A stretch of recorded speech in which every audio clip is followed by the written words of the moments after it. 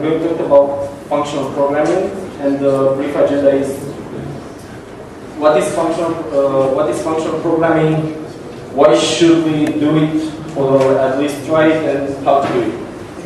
Okay, so what is functional programming? Well, functional programming is not programming of programs that function correctly. So that's first. It's just a programming style, paradigm, and you can do it in almost all languages that we use today. It's conceptually derived from lambda calculus, dates back from 1930s. This talk, it's a separate talk about lambda calculus. It's basically a theory about mathematics, the gist of mathematics. Alonzo Church talked about it in 1930s.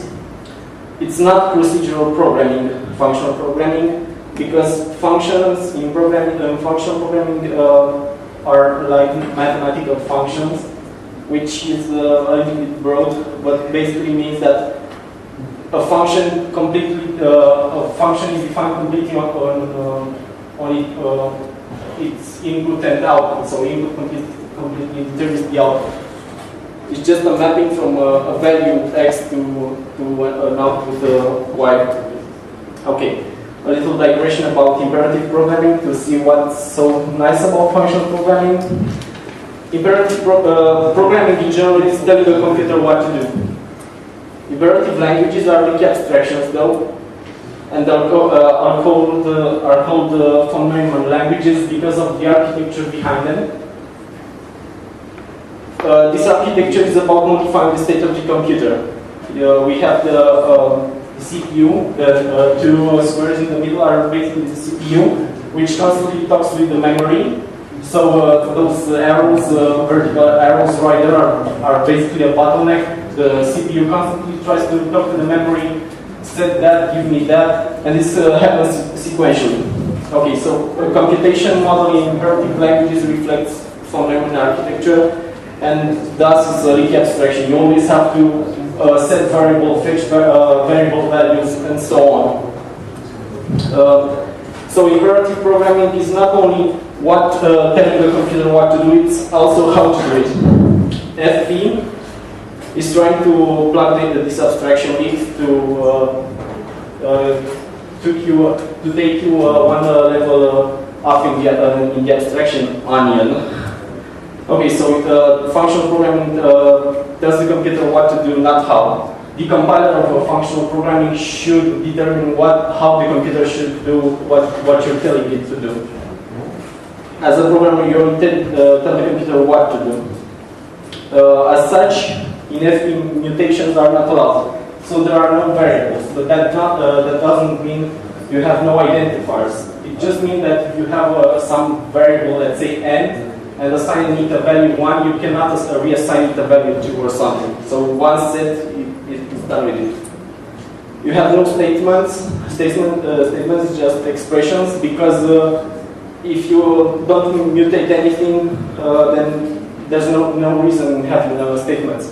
In a functional programming, the imperative statement, if then else, is basically an expression.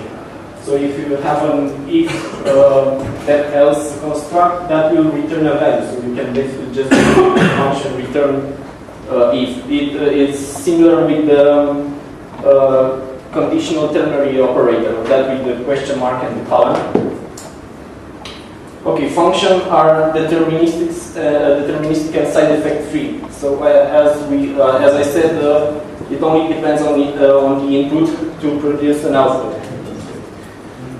And functions are all mainly to model computation, but this is a highly technical topic and deals with lambda calculus. You can represent recursivity and basic arithmetic operations using only functions. Also, because we're not telling the computer how to do the stuff we want, execution order is not guaranteed. So if you have a function sum of a and b, and a is a result from a function, b is a result from a function, you're not guaranteed what order these two functions are executed. So argument order is not important, basically. Okay, why functional programming? That's the second step on the agenda. Because it is easier to reason about programs.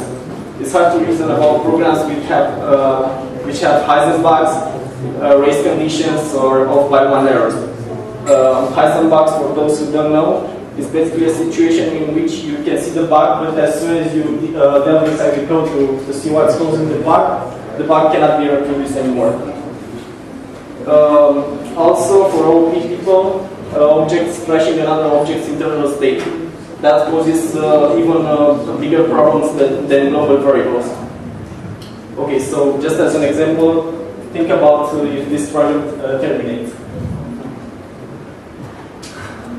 Okay, FP is also easier to parallelize because the order of execution is not important. You can execute, so for that function with two arguments, you can execute an argument on, for example, one core of a processor and the other argument on the second core of the processor. So it's very easier to parallelize. FP was the inspiration behind Google's MapReduce. They can do computations on distributed computation. Program correctness proving. We can build a mathematical foundation because of lambda calculus, so we can actually determine that our functions are correct using mathematical induction and even more, but this is a highly academic discussion. Also, composability results in greater and easier reuse. FP programs tend to be higher level, so you're going to have functions which are greatly reusable. As an example, you can think about in FP you cannot have a print statement in a function because it produces side effects. So this is a contributed example, but you can reuse a function which does not have a print statement inside it. It's easier to be reused in other programs. And just for fun, we use in all languages, it's something like that. You wanted the banana, but what you got was a gorilla holding the banana in the entire jungle.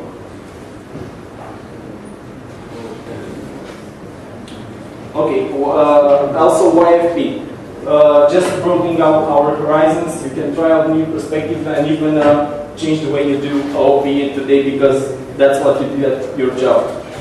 Functional programming, how to, even in imperative languages. Well, first of all, avoid side effects, mutation as much as possible, or at least keep them as private as possible in all. Treat variables as immutable, mark them as constant or as final. Return values based on parameters input only, and play with the functional language. I recommend Scheme or Haskell. Scheme is a little bit more user-friendly than Haskell, so try out Scheme. It's available on all the platforms. You should check it out. And a little example as a final step. This is an example of a function which sums up a list of numbers. So if you have a list of 1, 2, 3, this will give 6, and it's written in the prefix style. This is a functional style using recursion because you cannot have iteration loops in the functional languages, as you would have to mutate some state. So this is the base case when the length of the list is O, you just return O, and otherwise you just say first element plus the sum of the rest of the elements. But it's much more readable in Haskell, where you just say for an empty list we have 0. For a list with more than with elements, we just sum up the first element and the sum of the rest. And the thing we're seeing with sum of empty list and then redefining sum, that's some form of method overloading, but it's much more powerful. That's offline. Thank you. Questions?